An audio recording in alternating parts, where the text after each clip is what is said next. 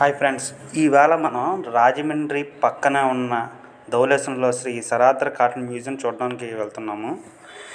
ఈ కాటన్ ద్వారా మన ఉభయ గోదావరి జిల్లాల్లో బాగా ప్రఖ్యాతిగాంచిన వ్యక్తి మీకు తెలిసే ఉంటుంది. కాటన్ ద్వారా మనకి ఈ ఉభయ గోదావరి జిల్లాలు ఉన్నాయంటే అతనికి కట్టిన బ్యారేజ్ వల్లే మనకి ఈ ఉభయ గోదావరి జిల్లాలో మన దేశం మొత్తానికి బియ్యం కూడా ఇక్కడి నుంచే పండుతుంది. ఈ సరాద్ర కాటన్ 1803 మే 3వ తారీఖున లండన్లో జన్మించారు. ఇతని యొక్క పూర్తి పేరు Arthur Thomas cotton. Arthur Thomas cotton. Sir అనేది మన మద్రాసు వాళ్ళు సర్ అనే బిరుదుని ఇచ్చారు. ఈ యొక్క కాటన్ మ్యూజియం 1988లో మన సరాద్ర కాటన్ గారు ఉన్న ఆఫీస్ కార్యాలయాన్ని మ్యూజియం కింద మార్చడం జరిగింది. ఇది చూస్తున్నారు కదా, ఈ హాలు, ఇది ఒకప్పుడు సరాద్ర కాటన్ పనిచేసిన స్థలం. దాన్ని ఇప్పుడు సరాద్ర కాటన్ పేరు మీద మ్యూజియం కట్టడం జరిగింది. మీరు ఇప్పుడు చూస్తున్నారు చూడండి, అది మన గోదావరి యొక్క నమూనా. సరిగ్గా మెయింటెనెన్స్ లేక అలా తయారైంది. ఇది చూస్తున్నారు కదా, ఫస్ట్ ఎంట్రన్స్ గది, ఫస్ట్ గది. ఇతనే మన సరాద్ర కాటన్. చూస్తున్నారు కదా, మన ఎన్టీ రామారావు గారు వచ్చినప్పుడు మ్యూజియం సందర్శించి, అది సరాద్ర కాటన్ స్వహస్తాలతో రాసిన లెటరు ప్లస్ సంతకం. ఇది సరాద్ర కాటన్ యొక్క సమాధి. చూస్తున్నారు కదా, లండన్లో అతని యొక్క సమాధి. అతను 1899 జూలై 14, 96 సంవత్సరాల వయసులో అతను చనిపోయాడు. ఇప్పుడు అది లండన్ అప్పుడున్న లండన్ మ్యాప్. గోదావరి లాకులు, అది బ్లూ కలర్ ఉన్నది మనం గోదావరి కింద భావించాలి. ఓకేనా? ఆ వాటర్ ఎలా వస్తే ఎలా నిల్వ చేస్తారన్నది బ్యారేజ్ రూపంలో చూపెట్టే నమూనా అనమాట. అది కింద రాస్తారు. అది గోదావరి ఒక వేగాన్ని తగ్గించి ఎలా నిల్వ చేస్తారనేది గోదావరి మోడల్. చూస్తారు కదా, గోదావరి రివర్ బ్యారేజీ చూసారు కదా ఎలా ఉన్నాయో, గోదావరిని ఎలా ఆనకట్టేటారు అన్నది. మన సరాద్ర కాటన్ గారు గోదావరిని ఎలా పరిశీలించేది చూసారు. సరాద్ర కాటన్ పాపికొండ గోదావరిని పరిశీలించడం, అక్కడ పోలవరం దగ్గర ఎలా ఉంది ఏటి చూడటం, ఏ ప్లేసు మన బ్యారేజ్కి అనుకూలంగా ఉందని చూడడం, ఎక్కడెక్కడ ఏ పట్టిసీమ దగ్గర గోదావరి యొక్క ఇది ఏ ప్లేస్లో కట్టాలని పరిశీలించడం, అక్కడ ఉన్న పనిచేసే విధానం పైన రాస్తారు చూడండి. అక్కడ ఫోటోలు అంటే ఇక్కడ చెప్పడం కుదరలేదు, కానీ మీకు కావాలంటే ఫ్రీజ్ చేసి చూడండి. ప్రతిదీ సరాద్ర కాటన్ ఎక్కడెక్కడ ఏం మాట్లాడారు, ఎలా పనిచేశారు, ఎలాగ చేశారు అన్నది క్లియర్గా ప్రతిదీ రాయడం జరిగిందనమాట. చూస్తున్నారు కదా, అక్కడ గోదావరి యొక్క పరిస్థితి, అప్పుడు వర్షాలు ఎలా వచ్చినప్పుడు ఎలా ఉండేది, వర్షం రాకపోతే ఎలా ఉండేది, ఆనకట్ట నిర్మాణ విధానం చూపెడుతున్నారు. అసలు ఆనకట్ట ఎలా కట్టారు, ఏ విధంగా కట్టారు, ఎంతమంది కట్టారు, అది ఎవరెవరు తోడ్పడ్డారు. యాక్చువల్లీ మన ఈ ఆనకట్ట కట్టిన తర్వాత కూడా అది ఇప్పుడున్న రోజుల్లో అయితే కట్టడం జరగని పని. అన్ని రాజకీయ నాయకులు వాదనలు డబ్బులు గురించి చేస్తారు. యాక్చువల్లీ ఈ ఆనకట్ట కేవలం 16 లక్షల రూపాయలతో కట్టారంట అప్పట్లో. దానికి తోడు ఆ 16 లక్షల రూపాయలు కట్టిన దానికే 2 ఎంక్వైరీలు జరిగినాయి. సరాద్ర కాటన్ మీద 2 ఎంక్వైరీలు జరిగినాయి. ఒకటి 1871లో 600 ప్రశ్నలతో ఒక ఎంక్వైరీ, 1879లో 900 ప్రశ్నలతో ఒక ఎంక్వైరీ జరిగింది. కానీ ఇతను చెప్తున్నాను కదా, ఇతని లాభం అంటే బ్రిటిష్ వాళ్ళు ఎప్పుడు భారత్ నుంచి దోచుకోవడానికే ట్రై చేశారు. కానీ అది కొంతమంది, అంటే ఇంత వేలల్లో లెక్క పెట్టే కొంతమంది మాత్రమే మన భారతదేశానికి మంచి చేయడం జరిగింది. అందులో ప్రముఖులు మన సరాద్ర కాటన్ గారు. ఓకే, ఉభయ గోదావరి జిల్లా అతను ఒక దేవుడి కింద చూస్తారు. మీరే చూస్తున్నారు, ఉభయ గోదావరి జిల్లా అతను దేవుడి కింద చూస్తారు. యాక్చువల్లీ మన సరాద్ర కాటన్ వాళ్ళ నాన్నగారు, వాళ్ళ తల్లిదండ్రులైన హెన్రీ కాల్విన్ కాటన్కి 10వ సంతానం. 10వ సంతానం అయ్యుండి వాళ్ళు యాక్చువల్ 10 సంతానంలో 10 మంది వాళ్ళు బాగా వెల్ ఎడ్యుకేటెడ్, బాగా చదువుకున్న వాళ్ళు, బాగా తెలివైన వాళ్ళు. ఈ సరాద్ర కాటన్ గారికి ఇచ్చినప్పుడు చిన్నప్పటి నుంచి అతనికి కాలువల మీద కాలువది ఇచ్చి ఏమైనా కంచంలో పాలు వేస్తే బ్రెడ్, అప్పుడైతే పాలు బ్రెడ్డే కదా, పాలు అయితే ఒక బ్రెడ్ అడిగే పాలు ఒకవైపు నుంచి ఇంకోవైపు వెళ్ళకుండా చూడడం, అలాంటి చిన్నప్పటి నుంచే అతను బాగా అలవాటు. అలా చిన్నప్పటి నుంచి అలాంటి ఆటలు అలవాటు చేసుకున్నాడంట. దానివల్ల ఏమో అతను ఒక ఇంజనీరింగ్ కింద బాగా ప్రాచుర్యం పొందారు. యాక్చువల్లీ సరాద్ర కాటన్ గారు మీరు చూస్తున్నారు కదా, మన పాయలు అంటే గోదావరి ఇది మన జిల్లాలోకి వచ్చినప్పటికీ ఎన్ని విధాలుగా ఉన్నది అది చూశారు కదా. అప్పుడున్న మండలాలు అప్పుడు గోదావరి బ్రిడ్జ్ ఎక్కడెక్కడ ఎలా ఉంది అని, అప్పుడు ఉన్న గోదావరి యొక్క అది మండలాలు కింద ఉన్నాయి కదా, ఈస్ట్ ఉండి సంథింగ్ వీరవాసరం అన్నీ అప్పుడున్న మండలాలు. ఇది delta, Godavari delta. Actual delta అనే పేరు ఎలాగ వచ్చిందని కూడా కింద మ్యాటర్ రాసి ఉంటుంది. మన కింద ఉన్నాయన్నీ మండలాలు. చూస్తున్నారు కదా, గోదావరి ఎక్కడి నుంచి వస్తుంది కాదు, మన జిల్లాలో వచ్చినప్పుడు గోదావరి ఎన్ని పాయలు విడిపోతుంది అని చెప్పేది అనమాట. యాక్చువల్లీ ధవళేశ్వరం దగ్గర ఇక్కడ బ్లూ కలర్ కనబడుతుంది కదా, చూస్తున్నారు కదా. ఇటు పక్క ఇప్పుడు జూమ్ చేస్తున్నాను చూడండి, అది కొల్లేరు సరస్సు. ఓకేనా, కొల్లేరు సరస్సు. ఇది కింద బే ఆఫ్ బెంగాల్, ఇది ఒక సముద్రం, బే ఆఫ్ బెంగాల్. ఓకేనా, ఈ గోదావరి పాయలు 5 పాయల కింద ఎలా విడిపోతుందని చెప్పి ఉంటుంది. 5 పాయల పేర్లు కూడా చెప్తాను మీకు. అక్కడ అయితే మీకు ఉన్నది కదా, అక్కడ ఊరు పేర్లు పాయలు 5 పాయలు ఎలాగ ఉన్నాయి ఏటని క్లియర్గా ఉన్నది కదా. మీకు వెళ్ళేటప్పుడు ఆ పాయలు ఏటో కూడా మీకు చూపెడతాను, ఆ పేర్లు ఏటని కూడా మీకు చెప్తాను. చూడండి.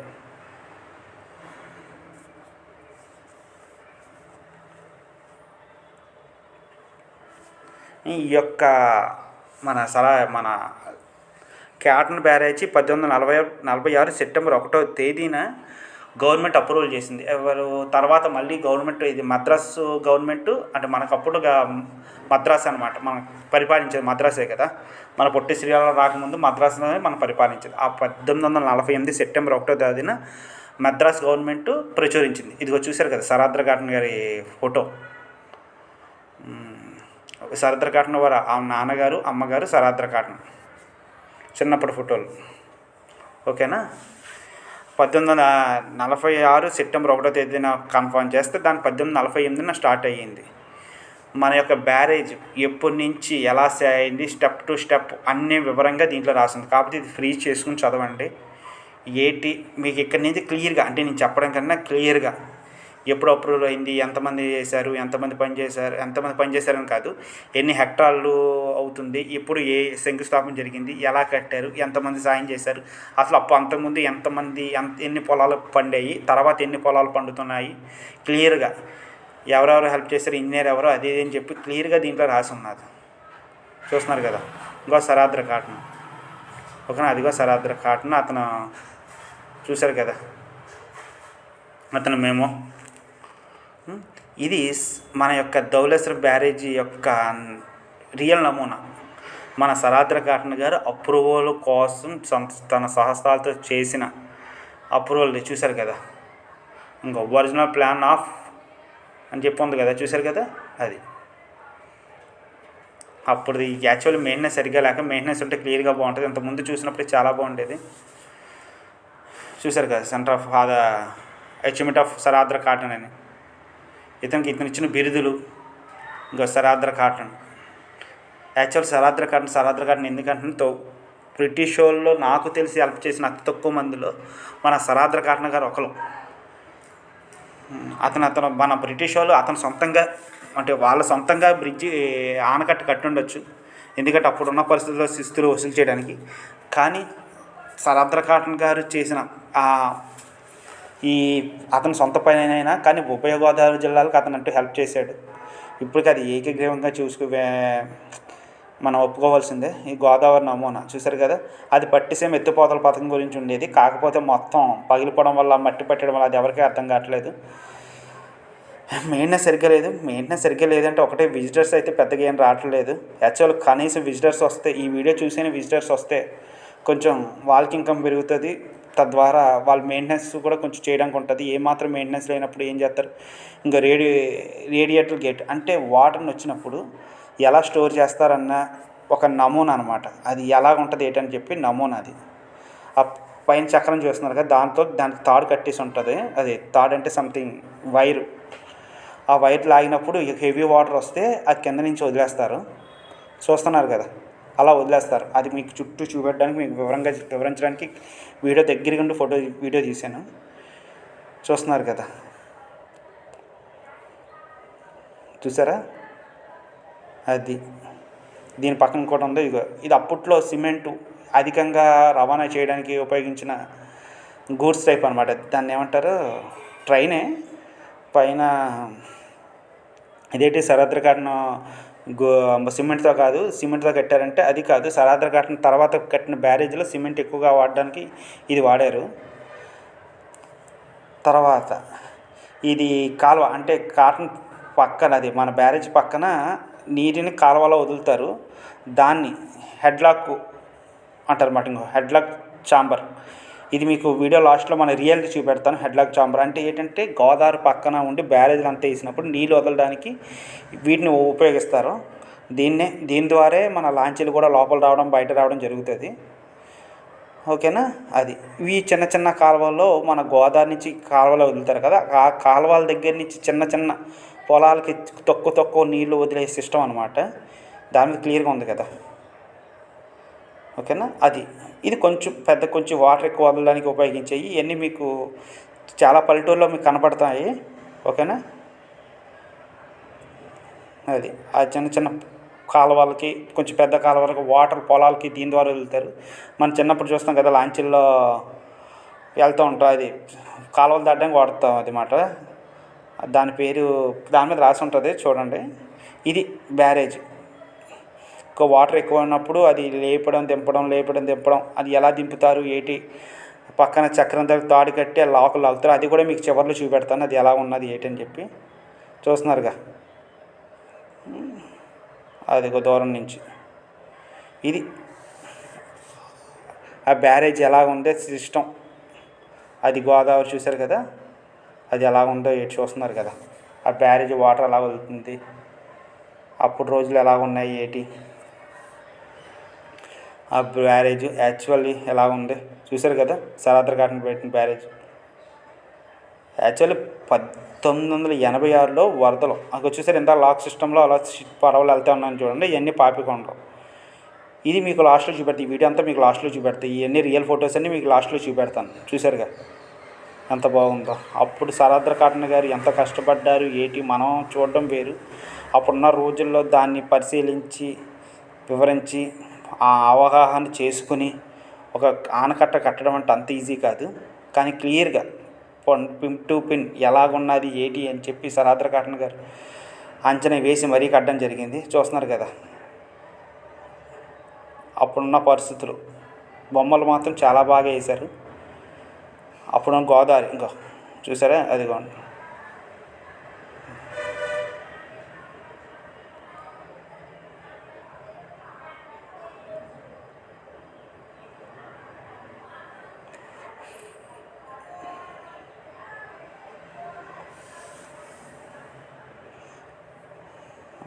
ఆ ఫస్ట్ గది నుంచి మనకి మెట్లు ఉంటాయి. యాక్చువల్ చెక్క మెట్లు ఎక్కుతుంటే సౌండ్ అయితే రాజమహల్లో పాత పురాతన మెట్లు ఎక్కుతున్నట్టు ఫీలింగ్ ఉంటుంది. టక్ టక్ టక్ మన సౌండ్ రావడం, చెక్క మెట్ల మీద ఎక్కడం. చూస్తున్నారు కదా, అంతా చెక్క మెట్లే.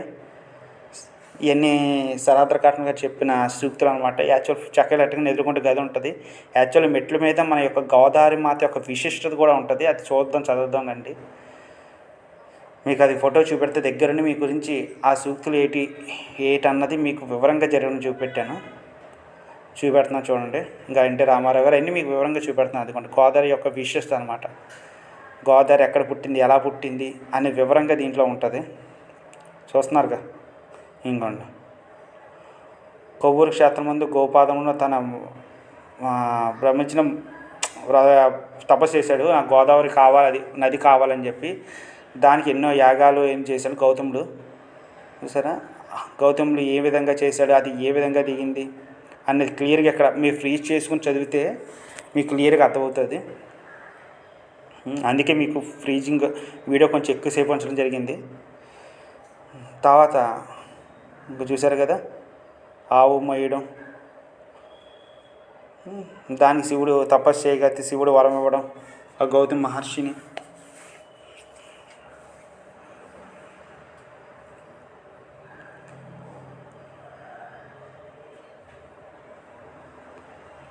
చూస్తారు కదా గోదావరి మాత ఎలా పుట్టింది ఏంటంటే క్లియర్గా మీకు బొమ్మల రూపంలో రాసించడం జరిగింది. అది మీరు చూసుకుని అంటే మీకు గోదావరి విశిష్టత ఉంటుంది. కానీ గోదావరికి ఉన్న ప్రత్యేకత ఏంటంటే గోదావరి వాటర్ చాలా రుచికరంగా ఉంటుంది. ఇది తెలుసో లేదో. ఇది ఫస్ట్ మన రామారావు గారు విజిట్ చేశారు పుష్కరాలకి. 2003 పుష్కరాలకి నారా చంద్రబాబు నాయుడు గారు వచ్చారు. ఇది 1886లో మ్యూజియం ఓపెన్ అయింది. తర్వాత రాజీవ్ గాంధీ కూడా వచ్చారు. ఇంకో రాజీవ్ గాంధీ ఫోటోలు.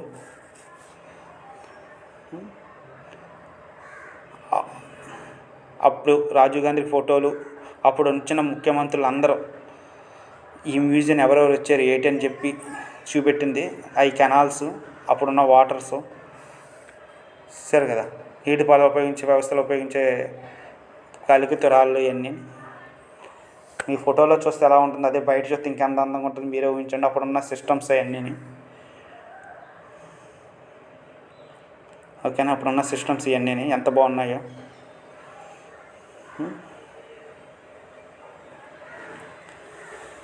మళ్ళీ పక్క గదిలోకి వెళ్ళినారంటే అనుకోండి, ఇంకో నా గదిలోకి వెళ్తే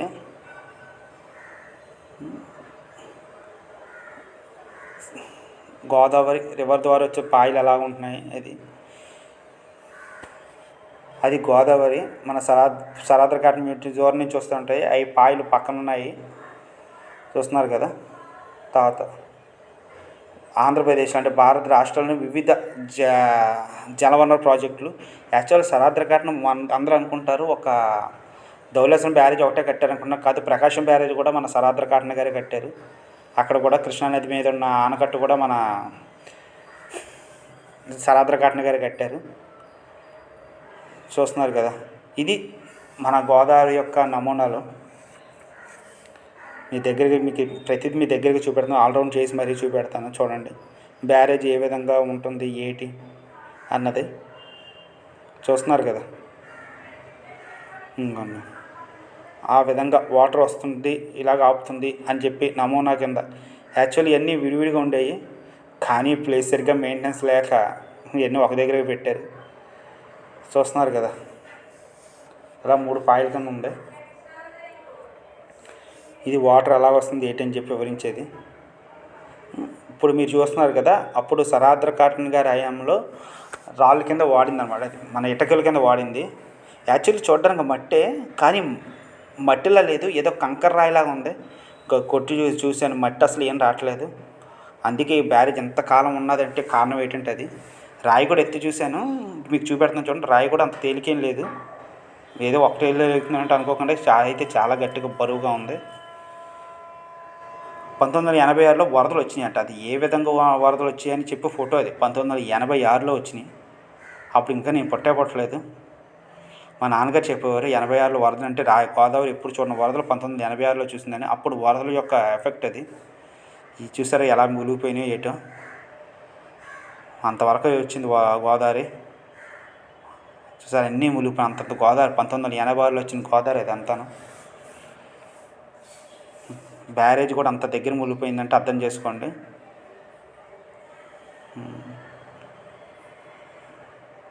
చూస్తున్నారుగా 86లో మొత్తం అన్ని ప్రాంతాలు, ఈ ప్రాంతం ఆ ప్రాంతం కాదు, గోదావరి చాలా మట్టుకు రాజమండ్రి, మొత్తం రాజమండ్రి కాదు చుట్టుపక్కల ప్రాంతాలు, పాపికొండల అవతల కూడా మునిగిపోయింది.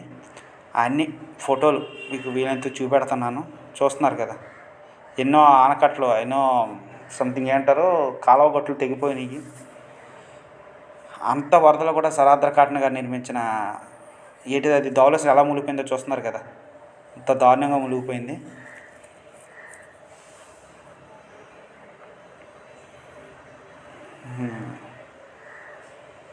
ఇంకా చూసారా వరదల ఉద్దిక్తి ఎలా ఉందో ఏంటన్నది. అప్పుడు ఎర్రగోదావరి అంటేనే తెలుస్తుంది కదా.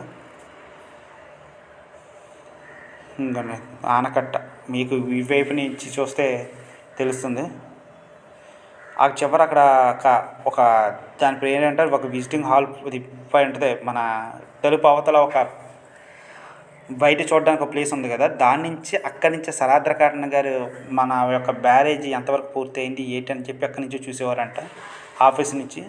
అప్పుడు వాడే యంత్రాంగం అంటే సరాద్ర కాటన్ తర్వాత మళ్ళీ ఆనకట్ట కట్టారు అతని పేరు మీదని. అప్పుడు ఏ విధంగా కట్టారు అన్నదే ఇది. చూస్తున్నారు కదా, అప్పుడు ఏ విధంగా కట్టారు, అప్పుడు ఏంటి, అప్పుడు వాడిన ఎక్విప్మెంట్ ఏంటి, అప్పుడు వాటి ప్లాన్ ఏంటి అని తెలిసే ఫోటోలు ఇవన్నీ మీకు క్లియర్గా కనపడుతుంది కదా ఎంత బాగుంది ఏంటన్నది. చూడండి అప్పుడు ఏ విధంగా కట్టారు ఏంటి అన్నది క్లియర్ కట్గా పిన్ టు పిన్ అన్నీ ఉన్నాయి. యాక్చువల్ అప్పుడు ఉపయోగించిన ఇల్లు కాబట్టి అప్పుడు స్టైల్లోనే ఉంది. ఇప్పుడు అది ఇప్పుడున్న గవర్నమెంట్ ఆఫీసులు చాలా మట్టుకు అప్పుడు ఉన్న కట్టినయే కదా. ఇప్పుడున్న గవర్నమెంట్లు ఏదో త్వరగా కట్టలేదు, అప్పుడు కట్టినయే. చూసారుగా, ఇంకోండి బయట పార్కు, మీకు అది కూడా వెళ్తాము. ప్లస్ మనం ఈ బ్రిడ్జ్ నుంచి అందరూ అనుకుంటారు సరాద్ర కాటన్ గారే కట్టారు, సరాద్ర కాటన్ గారి ఒకలే కట్టారు అనుకుంటారు. కాదు, సరాద్ర కాటన్ గారు కాదు. ఇతను మన భారతదేశంలో ముఖ్యులైన ఇంజనీర్లు. ఇతను మీకు తెలిసే ఉంటుంది, మోక్షగుండ విశ్వేశ్వరయ్య గారు. ఇతని పేరు మీదే మనకి బెంగళూరులో ఒక రైల్వే స్టేషన్ కూడా కట్టారు. ఇంకా చాలా కట్టారు మోక్షగుండ విశ్వేశ్వరయ్య గారు. అతని గురించి మీకు గూగుల్లో సెర్చ్ చేస్తే ఎంత పెద్ద ఇంజనీర్, ఎంత ఇంటెలిజెంట్ అన్నది మీకు తెలుస్తుంది. ఇలాగ ప్రతి ఒక్కరు, ఇతని జిఎన్ మూర్తి, ఇలా మన భారతదేశంలో ప్రముఖ ఇంజనీర్లు. ఓకేనా. ఇప్పుడు ఇందాక చెప్పాను కదా, ఒక్క సరాద్ర కాటన్ గారు ఒక్కలే బ్యారేజ్ కంటే అతనికి ఒక హెల్పర్ చేశారని. ఆ హెల్పర్ ఎవరన్నది వీరయ్య. చూశారు కదా వీరయ్య స్తూపం. ఇటుపక్క ఉన్నారు సరాద్ర కాటన్ గారికి కుడివైపు ఉన్నారు కదా, ఇతనే వీరయ్య. ఇతనే అప్పుడు కూలీలు లేనప్పుడు, అంటే అప్పుడున్న సిచ్యువేషన్ కూలీలు దొరకకపోయినా ఇతనే కూలీలను ఒప్పించారా బాబు, మన యొక్క జిల్లాలు బాగుపడతాయి అని చెప్పి తీసుకొచ్చి ఈ సరాద్ర కాటన్ గారి మ్యూజియం, సరాద్ర కాటన్ బ్యారేజ్ పూర్తి అవ్వడానికి అతి కష్టపడ్డ వ్యక్తి. ఇతను సరాద్ర కాటన్ గారు అన్నారు, ఇతను లేకపోతే ఈ ఆనకట్టే కట్టడం జరగదని చెప్పి అన్నారు. చూసారుగా మిగతా ఊళ్ళు ఈ సరాద్ర మ్యూజియం కాదు సారీ ఆనకట్ట పూర్తి అయ్యారంటే ఈ నలుగురు వల్లనే. మెయిన్ వీరయ్య గారే అంత జీతాలు అంతమంది కూలీల్ని తీసుకొచ్చింది. ఇక్కడ మన బ్యారేజ్ కట్టేటప్పుడు పెద్ద పెద్ద దొంగలు మోయడానికి దీన్ని వాడేవారు. అంటే దీని మీద దొంగలు కానీ సంథింగ్ ఏదైనా బరువైన ఐటమ్ వేసి లాగేవారు. ఇది స్టీమ్ మిషన్. ఇంకా ప్రతిదీ మిషన్ దగ్గరికి వెళ్ళి మీకు వివరంగా చూడండి. అక్కడ పక్కన మ్యాటర్ కూడా రాశారు, చూస్తున్నారు కదా. ఆ పక్కన మ్యాటర్ కూడా వివరంగా ఉంటుంది. ఇది అప్పట్లో వాడిన స్టీమ్ మిషను, చూశారు కదా. పక్కన వివరంగా రాయడం జరిగింది. అది చదువుకుని మీరు ఈ మిషన్ చూసుకుంటే సరిపోద్ది. ఓకేనా. తర్వాత ఇంకోండి ఇదైతే చిన్న మిషన్ వాళ్ళ దగ్గరికి వెళ్ళాను వివరంగా. అప్పుడు వాడిన ఇంజిన్ చూడండి ఎంత స్ట్రాంగ్గా ఉందో అప్పుడు. ఇంకో చూసారా, అప్పుడు ఆవిరి మిషన్ ఇది ఎంత స్ట్రాంగ్గా, ఎంత క్యూట్గా, ఎంత స్ట్రాంగ్గా ఉందో చూస్తున్నారు కదా. ప్రతిదీ ఇప్పుడు ఎలాగంటే దీని మీద బ్యారేజ్ ఉంది, అది రోడ్డు ఉంది, దాని కింద బ్యారేజ్ కట్టినప్పుడు ఖాళీ స్థలంలో ఎన్ని పెట్టారు. ఇది వేరేది ఏటన్నది మీకు అన్ని వివరంగా మీకు అవుట్ స్టేషన్ అది ఇది బ్యారేజీ పైన బ్యారేజీ మన మ్యూజియం బయట ఇవన్నీ పెట్టారు. అప్పుడు వాడిన ఎక్విప్మెంట్స్ ఎలాగున్నాయి ఏంటి, కొన్ని మాత్రమే పెట్టారు, అన్నీ పెట్టలేదు, కొన్ని మాత్రమే పెట్టారు. చూస్తున్నారుగా. ఇప్పటికి ఇంచుమించు ఈ మిషన్లు వాడి దగ్గరగా 200 సంవత్సరాలు అయినా కూడా చెక్కు చెదరకుండా చూస్తున్నారంటే అది యొక్క మ్యూజియం వాళ్ళకి నిజంగా థ్యాంక్స్ చెప్పాలి. అంత బాగా చూస్తున్నారు. కాకపోతే మెయింటెనెన్స్ అంటే వాళ్ళని నియంత్రించడానికి ఏం లేదు, విజిటర్స్ లేని వాళ్ళకి ఇన్కమ్ ఉండదు. ఇన్కమ్ ఉంటేనే కదా వాళ్ళు కింద స్టాఫ్ని పెట్టి కొంచెం అది ఎంత క్లీన్ చేయించడానికి అవుతుంది. ఏం లేనప్పుడు ఏం చేస్తారు. అది చూశారు కదా, సాన పెట్టడానికి అంట ప్రతిదీ మిషన్. అప్పట్లోనే ఎంత మిషన్ వాడారో ఆ బ్రిడ్జి చూస్తేనే అర్థమవుతుంది ఎంత మిషనరీ వాడి ఎంత కష్టపడ్డారన్నది. ఇంక ఇదొక రకమైన ఇది ఏంటంటే డ్రిల్లింగ్ మిషన్. మనం చెప్పాలంటే అప్పట్లో డ్రిల్లింగ్ మిషన్ ఇది. చూస్తున్నారు కదా, ఇసుకను కూరి సంథింగ్ ఏదో అది ఇంకోండి ఆ డ్రిల్లింగ్ మిషన్. చూసారు కదా డ్రిల్లింగ్ మిషన్ ఎలా ఉంది. అప్పుడు డ్రిల్లింగ్ మిషన్ నిజంగా అప్పుడులోనే ఎంత అడ్వాన్స్ టెక్నాలజీ ఉన్నదంటే అప్పుడులోనే ఎంత అడ్వాన్స్ టెక్నాలజీ వాడారు బ్రిటిష్ వాళ్ళు. యాక్చువల్లీ బ్రిటిష్ వాళ్ళు మన దగ్గర దోచుకున్నారు అనుకుంటున్నాం కానీ అంటే ఇప్పుడు ఆనకట్ట కట్టింది వాళ్ళ శిస్తు గురించి, వాళ్ళకి వచ్చే ఇన్కమ్ పెరుగుతుందని చెప్పి కట్టారు. కానీ వాళ్ళ లాభాన్ని కట్టిన మనకంటూ కొంచెం హెల్ప్ అయ్యింది. ఇప్పుడు తూర్పుగోదావరి పశ్చిమ గోదావరి జిల్లాలు భారతదేశానికే ఒక అన్నపూర్ణ దేవిలాగా ఉన్నాయంటే కేవలం ఈ సరాద్ర కాటన్ బ్యారేజ్ వల్లే. అతను కట్టిన ఆనకట్ట వల్లే ఇంత జరిగిందంటే కారణం అదే. చూస్తున్నారు కదా, ఇది కూడా ఇంజినే, ఇది కూడా ఒక మిషనరీయే. మిషనరీ పక్కన అసలు ఎందుకు వాడుతున్నారు ఏంటి అని చెప్పి మీకు ఉంటుంది మ్యాటర్. అది కూడా మీకు వీడియో తీసి పెడతాను, పక్కనే ఉంది, చూపెడతాను, ఆగండి. అంటే ప్రతిదీ మీకు వివరించి చెప్పడానికి నేను చెప్పడం కన్నా మీరు చదువుకుంటే ఇంకా అర్థమవుతుంది అని చెప్పి వీడియో తీశాను. ఇంకా ఆనకట్ట లోపల ఏర్పరిచినటువంటి చల్లించి నింపుటకు ఉపయోగించే యంత్రం వంటిది. చూశారుగా, అది కదలకుండా కూడా చక్రాల కింద పెట్టారు. తర్వాత ఇంకో line of diagram of river Godavari చెప్పి గోదావరి యొక్క విశేషం, అది అసలు ఎన్ని కిలోమీటర్లు పారుతుంది, ఎంత పంట పండుతుంది, ఎన్ని హెక్టార్లు పండుతుంది, అది ఎప్పుడు జరిగింది ఏంటని చెప్పి, అది భారతదేశం యొక్క నమూనా.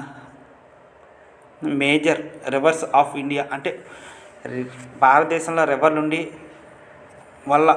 రివర్స్ ఉండడం వల్ల కలిపే ఉపయోగాలు అని చెప్పి మనకు తెలుస్తుంది. యాక్చువల్లీ మ్యాటర్ పూర్తిగా చదవాలి. దానివల్ల మనకి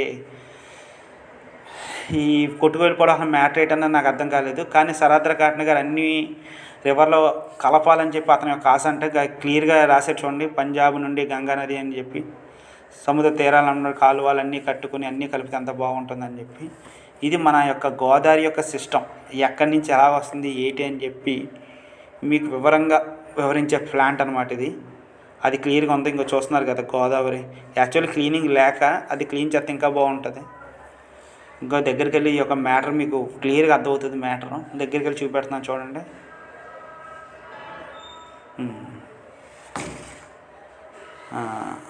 6000 అడుగుల ఎత్తు, 500 అది వర్షాకాలం పడమటి కనుమల్లో గోదావరి పుట్టిందంట. చూసారా, బొంబాయి నగరం ముందు ఈశాన్యముగా 70 మైళ్ళ దూరమునకు అరేబియన్ సముద్రానికి 50 ఏళ్ళ దూరమును గల నాసికులచే నన్ను త్రయంబకము అను స్థలములో పుట్టి ఆగ్నేయం దగ్గర అని మొత్తం అన్ని వివరంగా చదివి మీకు ఏమైనా చదవాలనుకుంటే ఫ్రీ చేసుకుని చదవండి.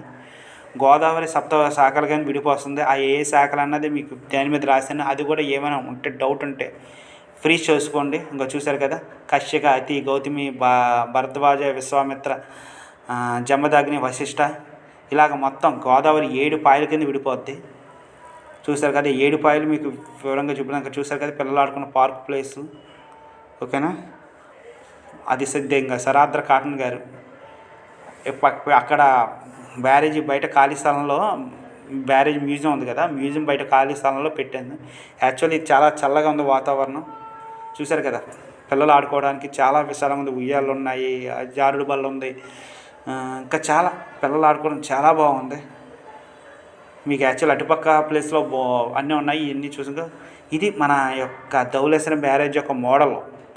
అటుపక్క నుంచి వాటర్ వస్తుంటే అటుపక్క అంతా వాటర్ వేస్తే ఆ వాటర్ని ఎలాగా ఆపుతారని చెప్పి ఇటుపక్కదే ఇంకా బ్యారేజ్ మోడల్ చూశారు కదా. కానీ ఇప్పుడు పిల్లలు ఎక్కి తొక్కడం వల్ల కొంచెం ఇబ్బంది అయింది, కొంచెం పాడైపోయింది, అని క్లీనింగ్ లేక పాడైపోయింది. మీరు చూస్తున్నారు కదా, అది బ్యారేజ్లో వాటర్ ఎలాగా గేట్లు పడతాయి ఏంటని చెప్పేది అది మిషన్. చూస్తున్నారు కదా,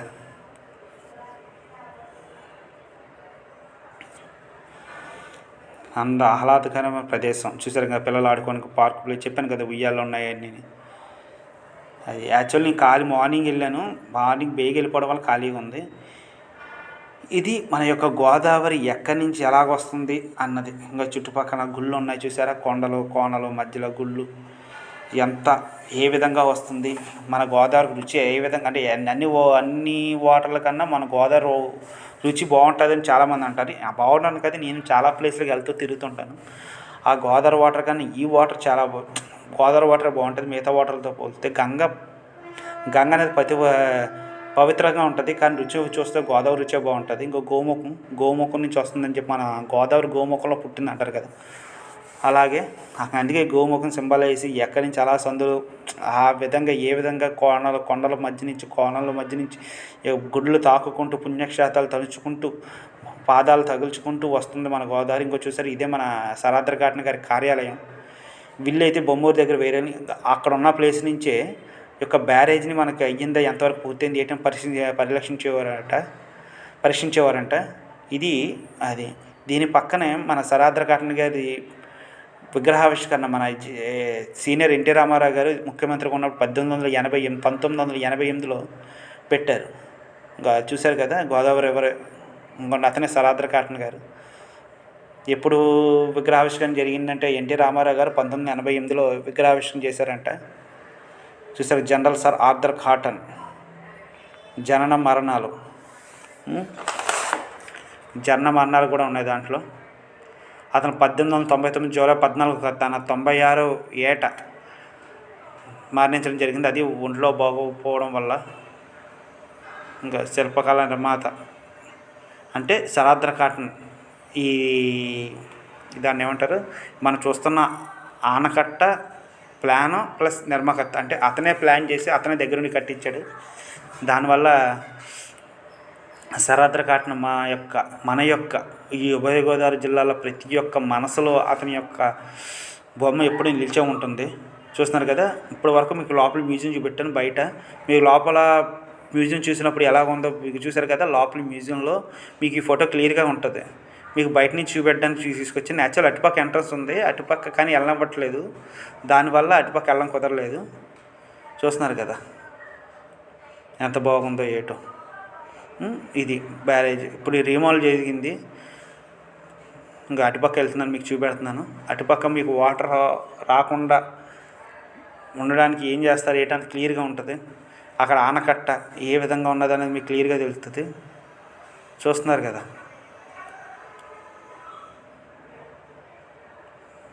చూడండి అది కొంచెం వాటర్ లేకుండా అక్కడ కెనాల్స్ పెట్టేశారు. ఈ పక్కన ఉన్న తాళ్ళు. ఓకేనా, మీకు క్లియర్గా సరాద్ర కాటన్ చేసిన అతి ముఖ్య పని చూస్తున్నారు కదా. బ్యారేజ్ యువతల ఫుల్ గోదావరి, అవతల చూస్తే అసలు ఇసుకల దెబ్బ. యాక్చువల్లీ కాటన్ గారు లేకపోతే మనది ఈ గోదావరి ఉండదు. చూస్తున్నారా, పక్కన ఇసుకల దెబ్బ ఉంటుంది. చూస్తున్నారు కదా పక్కన ఇసుకల దెబ్బ. ఇందాక మోనల్ కెనాల్ చూపెట్టాను కదా, అటుపక్క గోదావరి కాలువలు వదిలే సిస్టమ్ అది. ఇంకా అక్కడి నుంచి మన సరాద్ర కాటన్ గారు చూసేవారు. ఇంకా మీకు దగ్గరికి వెళ్ళి చూపెడతాను, చూడండి. దగ్గరికి వెళ్ళి చూపెడతాను అతని యొక్క ప్లేసు. అక్కడి నుంచి ఈ యొక్క సిస్టమ్ని చూపెట్టేది మన యొక్క ఆనకట్టని చూస్తున్నారు. చూశారు కదా. ఈ వీడియో నచ్చితే మీరు లైక్ చేయండి, షేర్ చేయండి, సబ్స్క్రైబ్ చేయండి. ఈస్ట్ గోదావరి అందాలు మీరు మరింత మాకు సపోర్ట్ అవ్వాలని కోరుకుంటూ మీ ఈస్ట్ గోదావరి.